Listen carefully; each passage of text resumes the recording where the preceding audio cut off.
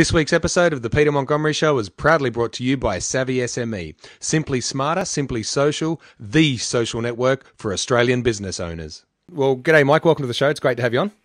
Thank you. Thanks for having me. So, Mike, can you tell us, just tell us about the clients that you work with and just a bit about the work that you do? Yep. Basically, who I serve are really the people that run your typical small to medium-sized enterprise, the business owners.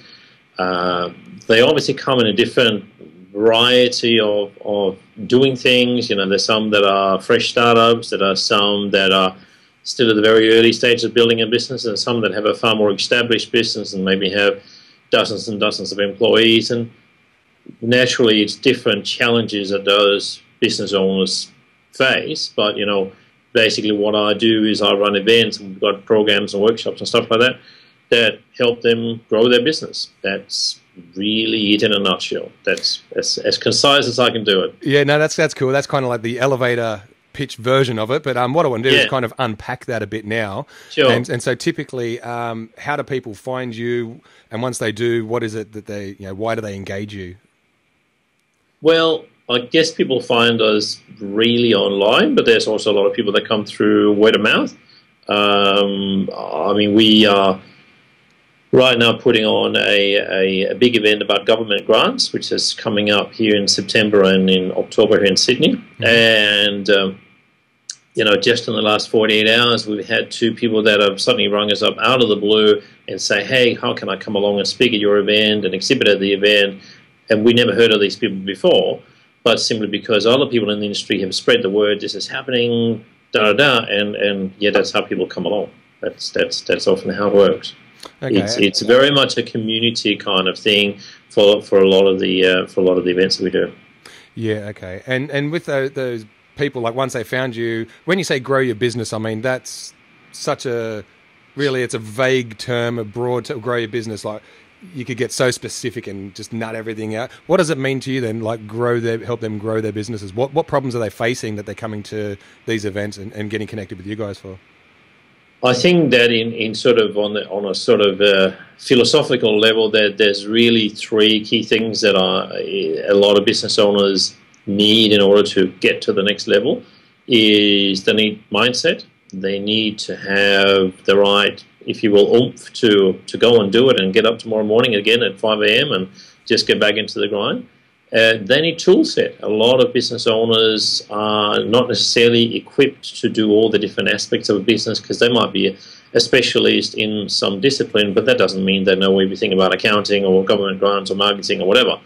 And that's really where the core of our events, where they come in. But they also need connections. I mean, I think you'd agree with me that it's not necessarily about what you know, it's also about who you know. And so that's why we put on networking functions and even every other event that we do, even though it might not be seen as a networking event, there's still a networking element in it because it's so important meeting the right people. Yeah, well, that's right. Yeah, anytime a group of business people come together, it's a networking event. We're here, let's network. It is. And some people don't think about it that way, but I believe it's actually quite important to, if you will, teach people that there's real value in exploring and leveraging the network that you have around you. It's not just about getting a new customer, but it could be that the guy sitting next to you at some other big event and you start talking to them and you realize that his brother's uncle got the solution that you've been looking for 6 months to some business problem. And I think it's very much about opening your mind to what's available out there and who might know the customer that I'm trying to get or the supplier that I'm trying to find. Okay, typically what kind of businesses are coming through? Like, what is there a bit of a theme that you've noticed, the types of businesses that are coming through? There is a theme, and it's actually a question a lot of people have asked me just in the last week, but I still don't have a prepared answer for it. For me, that's my favorite kind of answer. The real answer is that we mainly service those that sell to other businesses that are in a business-to-business kind of situation. Yeah, okay. We don't really help so well those that are in a resale situation because it's a very, very different kind of a game that you're playing when you have a shop front. And that's not to say that they don't need some of the things that we do, but what I'm just saying, Where our real strength is helping those that run businesses that service other businesses that have a typical B2B kind of sales situation. In terms of industry, I've seen anyone from chiropractors to geologists to dietitians to food companies to rubber manufacturing to export consultants to anything you can imagine. I can't think of a single industry that stands out. Yeah. So it's not industry focused, but they all they must have something similar that they're all sort of being drawn to you guys, and that would be that they sell business to business typically. Is that right? Yeah, and also like you look at, I just mentioned before, we got the event coming up that's about government grants. So we got people like Aus Industry, Commercialisation Australia, people like that coming along on the government side, and private advisors, so on as well. But you look at who comes to an event like that, and you say, well, that's obviously people looking for a grant. But if you look at a level deeper below that, you're saying, well, people that are looking for a grant are those that are looking to export, looking to commercialize some bright idea they have, looking to grow their business, looking to do something. In other words, almost all of those businesses are high growth or in a stage where they're getting into a high growth phase. It's not the business owner that's just been doing the same old thing for 25 years and next year they're going to go, oh, whatever, we'll just do the same thing again, because they can't get a government grant in the first place. And second, they probably wouldn't be attracted to that. So you actually see, from a community perspective, you see an event like that, you see a lot of high growth, very switched on business owners and going, wow, there's a lot of like-minded people there from that perspective. Okay. Let's talk a little bit about that event then, like about the grant side of things. See, personally, I know nothing about grants and business and who gets grants and who won't. Could you just sort of talk about that and how that works? Like, yeah, what's happening at that event when they turn up? What's happening at that event? Well, the funny thing is that I actually don't know anything about it either. Yep. And this whole event, we did the first one of them last year here in Sydney, about 9 months ago now. And the reason it came on was speaking to a lot of business owners that we knew, that was in the network, and going, what's your challenges, what are your struggles, and so on. You're going, funding, getting this across the line, getting to start exporting, all these kind of things. And then by chance, really got to speak to some people on the government side, and we're like, well, we really need help bringing this message to the market. And we're going, hang on a bit, we've got both sides of the equation, let's bring it together. Now, in terms of what happens at an event like this is that they'll, I can't obviously say what's going to happen in a couple of weeks when we got them here, but I can say what happened in November last year is people came along, they sat in on the seminar sides of things and listened to the speakers and learned about, how do I get a grant, what do I need to do, how do I get my finances in order, all those kind of things. But the reality was that a lot of business owners then say, well, okay, who can help me with that? Oh, there's a grants consultant there. Let me have a chat with him. We followed up with, as an example, just one of those consultants that were there. And about 2 weeks later, called him up and say, how do you find the event? What do you get out of it? Was it worthwhile? Who do you meet? Some good people? He said, look, in simple terms, we will write at least $500,000 worth of grants from the people that came for your afternoon event. And that was a half-day event. And that was just one of the advisors. So the reality is that when you suddenly connect the right people together, people going, oh, and I actually had people that came up to me and said, look, we looked at this thing about, getting the R&D tax back. It was a couple of years ago. I looked at it with my accountants, all too hard. We just shelved it, and we just dropped it. And he said, I've just been talking to this guy here, and it actually looks like we are completely eligible to get all the rebates back, and we're going to start the process again next week. And he said, there could be $100,000 there. You're going, wow. And I mean, to be honest with you, that gave me a huge buzz, because you go, wow, okay, that's pretty awesome. And obviously, no, that does not apply for everybody. Big disclaimer here. I'm not saying everybody walks in and they walk out with money, because you can't. But if you are a business and you are eligible, then there is actually money to be had. And I did some research on it actually just last week. And with one of the programs, which is from an agency called Commercialisation Australia. And so what they do is basically, you've got a great idea, you've got to bring it to a state of where it's now a commercially viable product.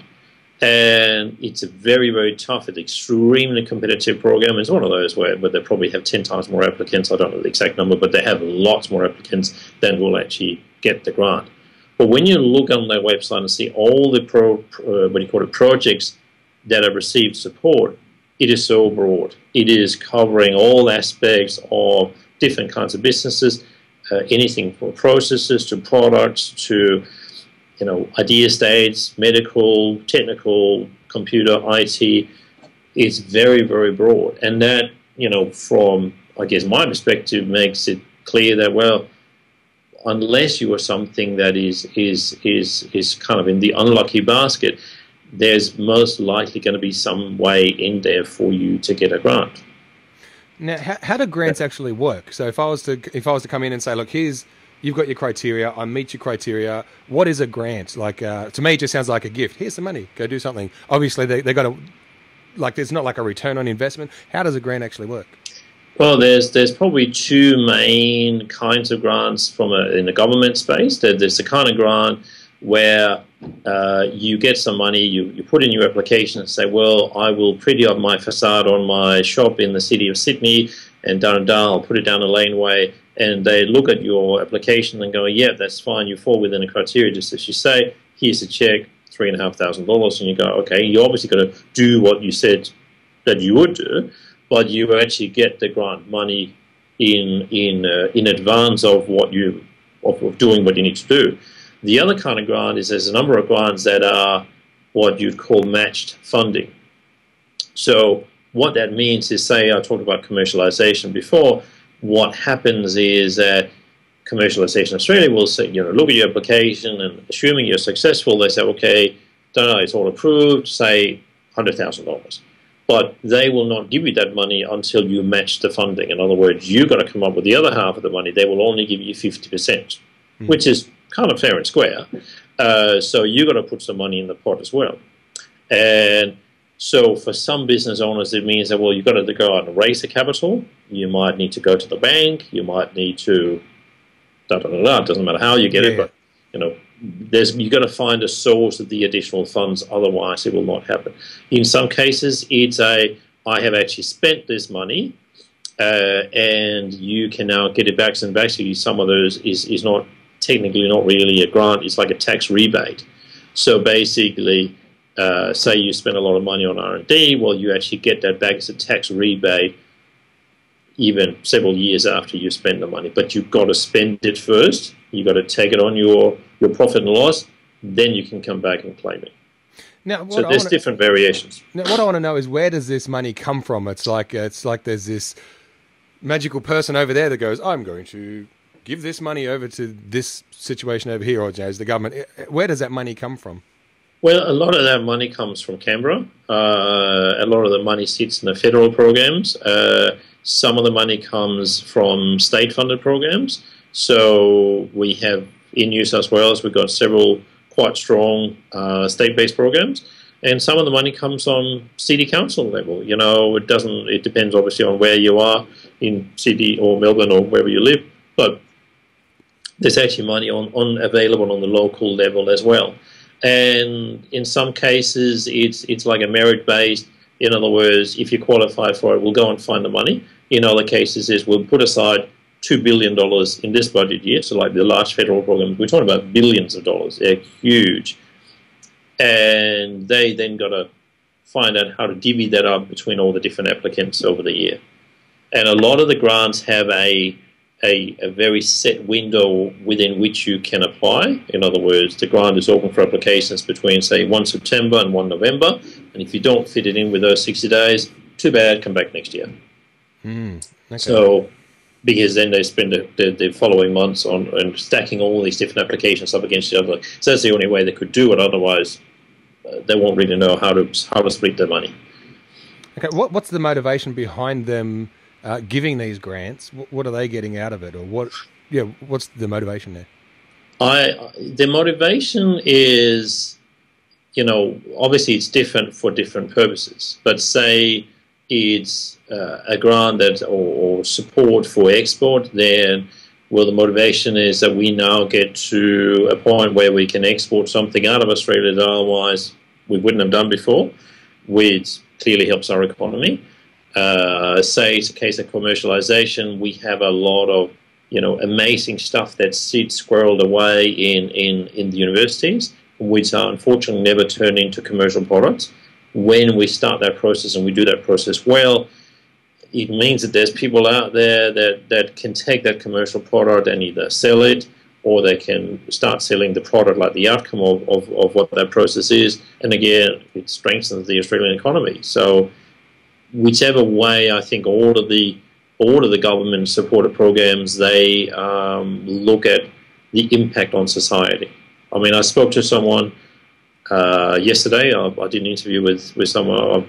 I know him since about a year ago, and he's received quite substantial support, both from an export and from a product development commercialization perspective. And he said to me, look, we would never have been able to do what we have done. We've never arrived at where we are now had it not been for the funding that we received. They've gone to Singapore. They've now got this massive contract with these guys in Singapore. They're looking to potentially go into China in the next 12 months. And the funny thing is, one of these things that it only really became a success once he'd proven it overseas. Go figure. But it's one of these things, we're not quite sure whether you're okay. Oh, you've done that. Oh, you must be good then. Yeah. Don't explain to me, don't ask me how that works, but it's so for me, that was pretty exciting actually to interview him, because it was like, wow, there's a real direct, tangible impact of, them giving this grant and the return. But so it's not like the government's kind of looking for a investor kind of monetary return. They're not saying, oh, come back and give me the dividend on it. Yeah. But they are looking at, a dividend to society, or to the Australian economy. Yes, and okay, so once they've got those results, that company that you just said that wouldn't have been able to do it without that grant, now they've got those results, and their business grows, and that export thing, whatever they were doing, that all expands. That's kind of it. They're not expecting a percentage back or anything like that. Nope. It's not like a loan. It's actually, here's the money to kickstart your idea, get it going, and once it gets going, good on you. Good luck. Yeah. And another example, I haven't spoken to him yet, but I've lined up an interview with another guy. Hopefully before the end of this week, I'll speak to him. And basically, he got some early stage funding and got his business. It's like a tech business. To be honest with you, I actually don't quite know what it does, but I'll find out when I speak to him. And what's really cool about that is now gone out and received or achieved equity funding. So in other words, some equity investors put money into the business.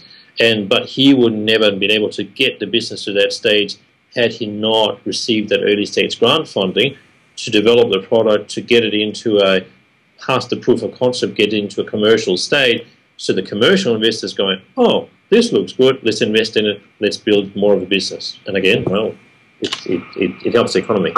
Yeah. So it's not like, I don't know what that show's called, The Dragon's Den or whatever it is, where you go and pitch your idea to 3 real high-level entrepreneurs and they get a piece of the action. This is like totally just, here's the money, we like your idea, go for it. So at the event, so it sounds like to me like is this what you're doing? You've got access to the people who can get the grants, and you bring in people to the event who want the grants, and then getting them in the same room together on the day. Is that what it's about? That's very much how it works. Yeah, I mean it's obviously not quite like a matchmaking like that, but it's very much along the lines of, say on the day we'll probably have 8 or 10 different speaking sessions throughout the day, like seminar sessions. What are the seminars going to be about?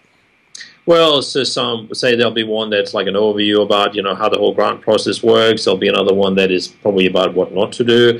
There'll be one about, say Commercialization Australia, which is one of the biggest programs, and there'll be a dedicated session just about that. There'll be another session about, well, what do we do on state government level? So another session about that. There might be a session, there certainly will be in Melbourne, I'm not sure yet in Sydney, but we're close to that. There'll be a session about, well, what if you can't get a grant, but you still need funding? What are your other choices? So it's really covering the spectrum of there'll be a session about business planning. Well, why business planning? Because it's very unlikely you're going to get any kind of grant money unless you have a proper business plan, a proper financial forecast. Of course, whatever agency is assessing it, what to look at and going, well, that's kind of lovely, but we're in a sense investing in you. What are we investing in? So that's why it's quite a broad spectrum of sessions that people can come. Not every session is for every person, of course, but they'll pick and choose from the program and say, yeah, I want that one, and come along. And then have a chat to the speaker afterwards. It's a very informal kind of situation where you can just, rock up and say, hey, heard your thing, tell me more, give me a card, can we have a meeting kind of thing.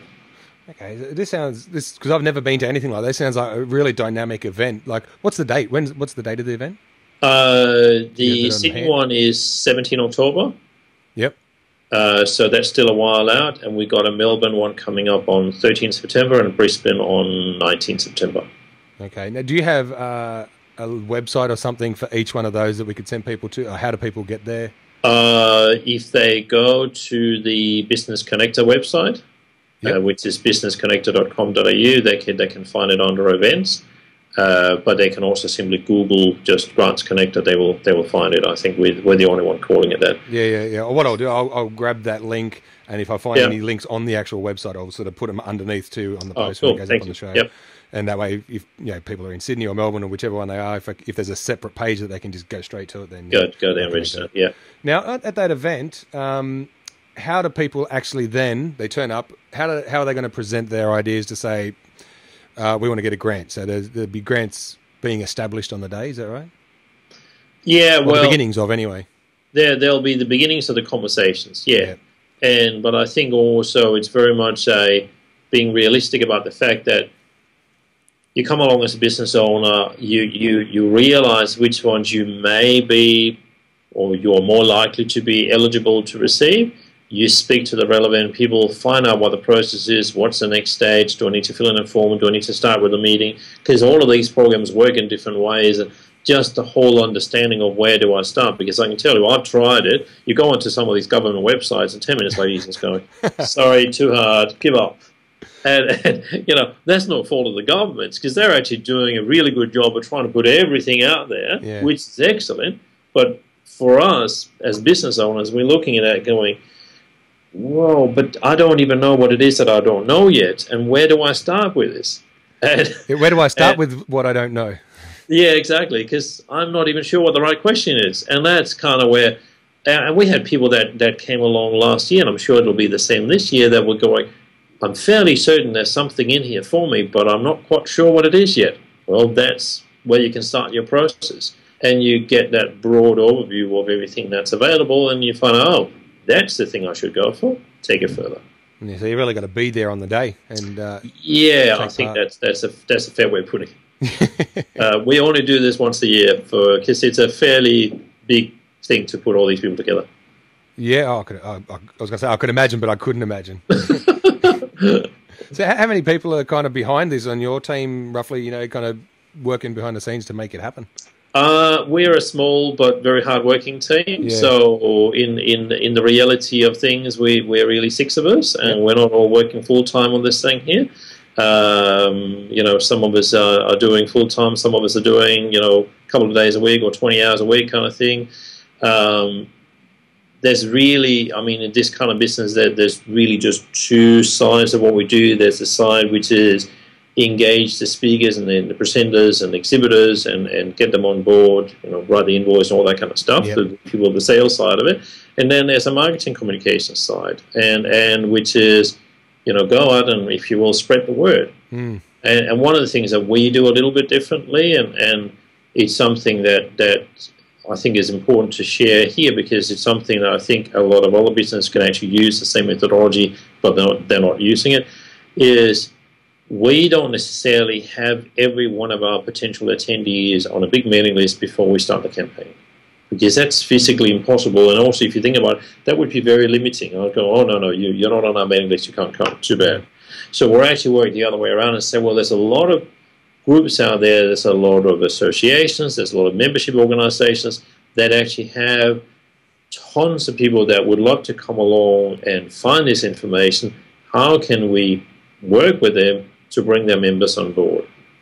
We're not in the same vein like a membership-based organization. We don't charge. You don't have to be a member to come along to our event or anything like that. You just come along, pay your ticket, and that's it. It's very simple. It's very straightforward. And so we actually leverage, if you will, what is already there. And it means that we're able to reach out beyond, again, reaching beyond a question I didn't even know I could ask, because I may not know the challenges of every single business owner that sits in each of these different groups, chamber of commerces or local associations, whatever it might be, because I don't really know. I can't travel across every city and every suburb. But when I speak to the people that lead these organizations, I say, well, what's some of the core challenges? You go, I can help you with this. And that's really how it works. So it's very much a collaborative marketing model. Yeah. No, it's what I like about it too. So like small, big, I don't care. Like when you've got a crack team of passionate people who tap into other databases that exist, it's like the fact that you're on this show is through someone who contacted me, who I personally know. I met at an event and they said, can you interview Mike about this? And I went, that sounds really cool. Yeah, let's do it. Now, my audience is going to sort of hear about this, whoever's sort of listening out there, guys. They're going to hear about it. We're going to put this on these different places. So it seems like, you really will be tapping into a lot more people than if you just tried to build an emailing list, that's what you're saying, and just target that. So I kind of, really understand that if it's just your list, it is very limiting. But when you reach out to everybody that's, through all of our little channels, this blog and that website, and this person knows that person. Yeah. So has that been really effective then? Or how effective has it been? It's slow, but it's effective. It's slow because it obviously takes some time to get around to contacting all these people and getting in touch with them and so on. But it's also very effective because, if you think about it, if I stand up on the pedestal and say, hey, we've got an amazing event, come to my event. Okay, people say. But if you say, or somebody else, a third party says, hey, Mike's got this awesome event over there, go and look at it, we've got a third-party endorsement. And again, we're probably not teaching you something you don't know, but it's like this whole show is based on that. is really, really important. Like saying when we run the networking events, which we do, it's something we tend to run about once every month. We're sort of not strict about it, but roughly every month we have a networking function. We've got one coming up a couple of weeks here in Sydney, and basically we feature people there. We have people that come along, they take an exhibitor table and if you will, hand out their brochures, make contact that way. And a lot of people come to us and say, oh, so can we present? And we go, no. And they go, but hang on. We say, no, it's not how it works, because instead what we do is we put the spotlight on you. You've got to brief us about what's great about you, why you shine above your competitors, what's your success stories, and so on. And then we'll break the proceedings at the middle of the networking event and say, hey, you've got to go and talk to Joe because he's just the expert in blah, blah, blah. And since we met Joe a couple of weeks ago, he's already taught us this, he's already taught us about that, and he put us a connection and so on. So you really got to go and see him. Guess what happens for Joe? 20 people comes running over to him and say, oh, I've got to talk to you. Yeah. Right? But that wouldn't happen if he was standing up on his own pedestal saying, hey, I'm Joe, I'm great. Yeah. Do you know what I mean? Come and look at my awesome stuff. Exactly. And I know I'm making a little bit of fun of it here, but and I hope I'm not stepping on anybody's toes, but it's so you can step on everyone's toes if you want. Yeah, okay. I got no affiliation with anyone.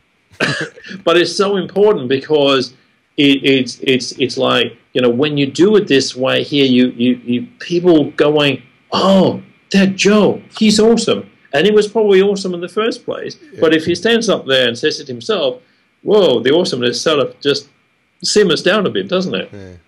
So, and that's why we do it that way. Yeah. Does that make sense? Yeah, no, totally. That's what this whole scenario is about.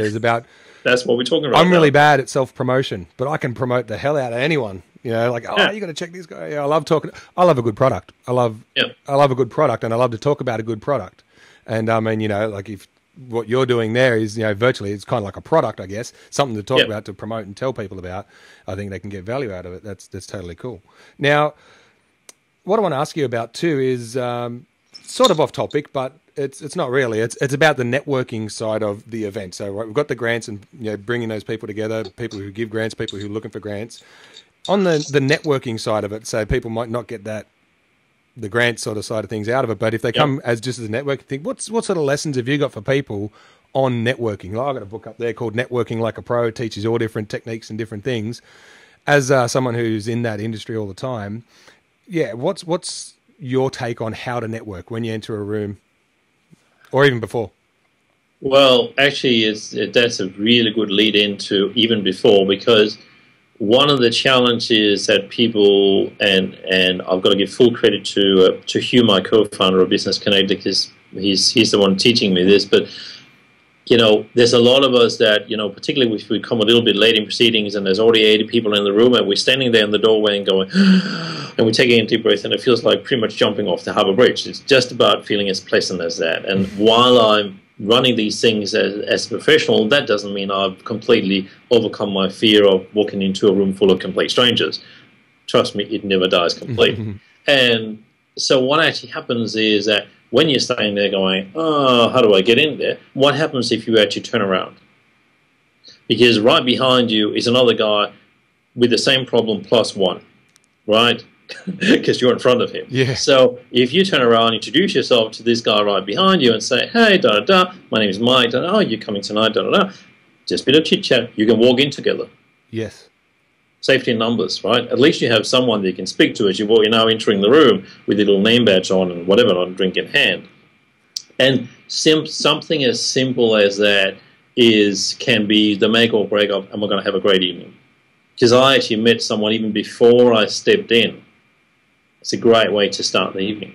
Another thing that we practice, and I'm not saying this is for everyone, but we know it works because we get the feedback from people in the room that says, oh, this is so much nicer, is that a lot of networking functions is what I would politely call cattle, stowed together in the paddock kind of thing. Yes. And I went to a very, very big networking function in Melbourne some months ago, and we're talking about like 1,000+ people kind of in the same area. And I've actually never experienced anything worse than that. What was even worse is there was some really, really awesome food there. And I knew some of the people that were there, which I obviously couldn't find on the night. But I spoke to them the next day. I said, did you taste this? And they went, where was that? Because they weren't even drawn around in the room and experienced all the things that were there. So one of the things that we do is that while people are busy mingling and they're talking to each other and all this stuff is going on, we say, hang on a bit, everybody stop. And so there's a bit of a pause in proceedings. And we might throw a spotlight on one of those exhibitors that we just talked about before. And then we ask people it's time to mingle.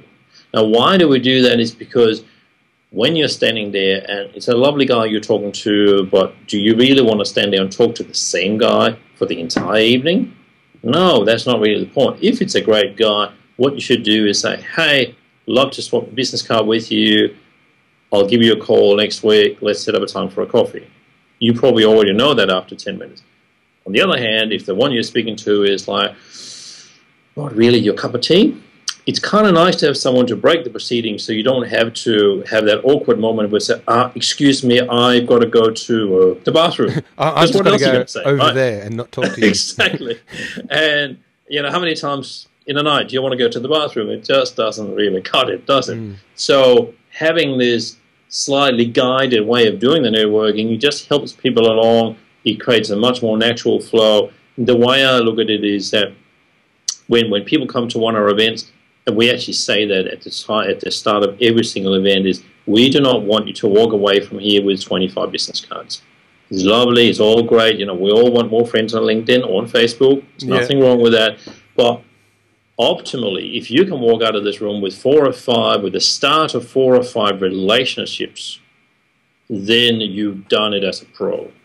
Because it's not about connections; it's about relationships. Connections, I can do that on LinkedIn. I'm sure you're probably faster than me.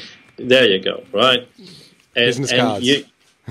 And you know how quickly that little button up there in LinkedIn, I can say, oh, connect, right? To people that are great people, nothing wrong with that, and it's not wrong to build your network through LinkedIn.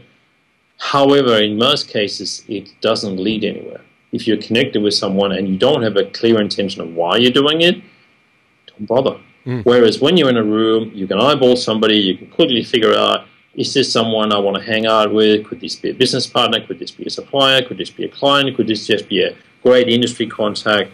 Doesn't matter what it is for. Okay, let's take it further. If like, shit, I hate this woman's guts, get me out of here. Well, that's easy. Someone rings the gong. Lovely to meet you. Have a great evening. Next. Yeah. And it just creates a natural flow because no one wants to be rude. Nobody wants to kind of in the middle of it say, oh, really sorry, but, I think I need to move on. I mean, I can do that sometimes as a host because I can say, my excuse is sorry, but I just need to go and do so-and-so. That's fine. But the other 99 people in the room can't. And that's a little bit unfair. And that's why we actually moderate the event. We don't, it's not like, speed dating and everybody gets to meet everybody. But it is that little tiny bit of a nudge to move along, meet some more friends. Yeah, because we're all here to, if you're at the event, you're all there to kind of meet people and try and find someone you really can connect with and have someone you might be able to help each other. Yeah. So that's probably two of my biggest things. I mean, there's the obvious things when you're networking is that don't just stand there and talk about yourself. Yep. Which hopefully is obvious to most people, but some still forget it. But it's about really put on the listening gear, right, and find out what it is they need, and ask questions to that effect. Okay, so what brings you here tonight? What are you seeking something specific? Oh, what is it? Tell me more. Okay, tell me more about your business. Just listen. Be the listener. Be the listener for 80% of the time. Because the thing is that when you keep listening, that creates an affinity with the person speaking to you. And they will now think, oh, he's a very likable guy. He was really listening to me all the time. But you're now in the control situation where you can say, well, okay, tell me more about this. And you're really in control of that relationship. Whereas when you're speaking, the person you're speaking to might just switch their ears off and start thinking about what he's going to have for dinner tomorrow. Yeah. Or they might be like looking over your shoulder at that nice buffet. Exactly, yeah. Whereas when you let them speak and you're listening, they're busy talking and they are busy thinking about what they're going to say. And so they stay focused on the relationship that you're building between the two of you. And hopefully you're not standing there looking at the buffet. Yeah, and I think that's the important thing too. Like they're great lessons. Like, so just to recap, so it was turn around. So walk in, and if you're on your own, whatever, turn around. Just there's someone else just like you there. Yeah. The other one is well, it's more specifically at your events is where you have the break in the middle. But so I guess if you're in a situation where you don't have that, it'd probably be helpful, wouldn't it, to have a little bit of a strategy of how to move on to the next person in a polite way, something organised and ready. I think that's a good idea. And by the way, on that, they're still there at the bottom. If you go to our website, at the bottom, there's a whole string of videos, and a lot of those are about how to network, how to do better networking. That we recorded, because it's something that we all need those skills. It's very important. So that's why we're teaching them. Excellent, man. That's all really good stuff. I like that. Because, I don't sort of tend to go to a lot of events, but the ones that I do go to, like I go there with a little bit of a strategy. Yeah, just I'm here to meet people and collect numbers and exchange some kind of value. And some stuff, hasn't even turned into anything until like a year and a half later, where that person goes, hey, I was thinking about you the other day. I'm now doing this thing, and I know you're the guy who does that thing. Let's talk about how we can work together. So a lot of the networking stuff comes back years later even. Yeah. And I think the other thing that's really important to think about when you're out meeting people is you do not yet know who they know. So it could be you're looking at somebody and going, yeah, why would I bother? But you don't know who they know. You don't know who's in their network. Look, I'll give you an example. It's a really, really great guy. I've only known him for less than a year, and so it's not someone I know really well. But I realized he was a key contact to someone that we were trying to get hold of for selling stuff to invest. Not even selling, actually. We're just trying to get in contact with him and say, well, who's the right person within your organization? But we couldn't get hold of this guy. So I messaged my friend, my sort of associate, and saying, hey, do you know so-and-so? I see you're connected on LinkedIn, because you never know what the relationship is like. He says, and if so, he said, okay, can you connect us? And look, I do this very rarely, probably a couple of times a year, but it was like this was so, we're out of our depths. How are we going to get hold of this guy? He was a really important guy. And this friend of mine came back literally 5 minutes later saying, no probs, best mates, I forwarded your email. Yeah. I'm going, whoa, that was easy. and it's stuff like that. You've got to remember that while you're in a networking situation, you're standing there in a room, don't judge people. Don't judge them for what they look like, what they wear, how they talk, anything like that, because you just don't know what connections they might bring you. And as you just said, could be 2 years later, you suddenly go, I remember meeting this Chinese guy at this thing here. What was his name again? You don't have a lot of Chinese names in your database. I think it's him. Let's give him a call because I've got this thing that happens with China. And he's going to go, wow, I've got the contacts for you. Yeah. You never know. So I think it's very important to, don't judge. Just it's all relationships can be good relationships. Yeah, no, that's all really good advice. All right, so just one last time. Sure. You go? Yep. Now, I was going to say, one last time, the dates for the events coming up for the grants and any web addresses that you want to put across. Sure. Melbourne, 13 September, Brisbane, 19 September, and Sydney, 17 October. Okay, and the website? Is businessconnector.com.au. Okay, guys, so if grants might be your thing or a good networking function, you want to go out there and meet people as well, there's the addresses. The links will be below this video, so you can click on them and go straight through. And, the dates are there. So, guys, hook in and, enjoy. Get heaps out of it. Thanks heaps, Mike. I really appreciate your time today. Thank you so much. Thank you for having me on the program. It's been great talking to you.